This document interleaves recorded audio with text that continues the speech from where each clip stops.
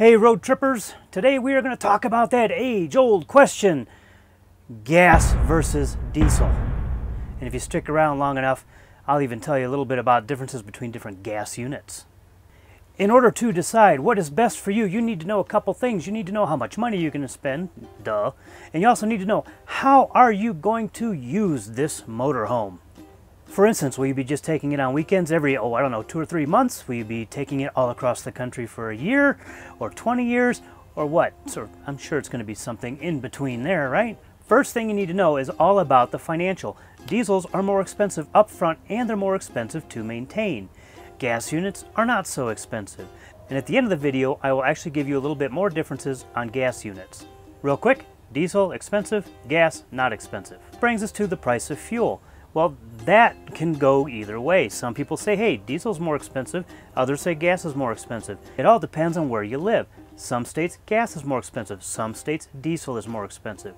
If you're going to stay in the same area and gas is cheaper where you live, well, then you should go with gas. And if you live in a different area and diesel's more cheaper, then maybe you should go with diesel. And if you're going to travel around the country, gas prices mean nothing. And don't forget, with the newer diesel units, you have to buy DEF or DEF. And about 1 tank of DEF is going to last you about 4 tanks of diesel. And 1 tank of DEF is about 5 or 10 gallons. So basically, fuel prices tied if you're going to be around the country. That brings us to fuel mileage. Diesels are always going to get better fuel mileage. They'll get anything from 9 to 15 miles to the gallon. Of course, those 15 miles to the gallon are the small little sprinters, Class Bs and Cs. And the diesels actually handle wind better. You don't really get a decrease in fuel mileage with heavier winds. A gas unit is going to get about 6 to 8 miles to the gallon, and when there's a heavy crosswind or a headwind, forget it. You might as well just park it. So with fuel mileage, diesels win. Is performance important to you? Diesels win on that one. They accelerate better, they go up hills better, and they're also a little quieter because the engines are in the back, and they shift better because they have a higher grade transmission. Gas units are really good when you go downhill on a straight road. So in essence, diesels win on performance. It really comes down to this. Are you going to be driving it a lot, or are you going to be camping in it a lot? If you're going to be driving around the country and going all over and seeing everything, going through the mountains, you really want to have a diesel unit.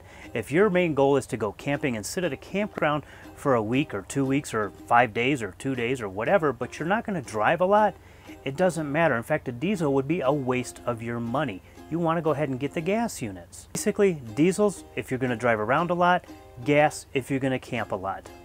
Is that a night of the round table, Sir Camp a Lot? As promised, let's go a little bit deeper into gas units. Class A's versus Class C's. They are a little bit different.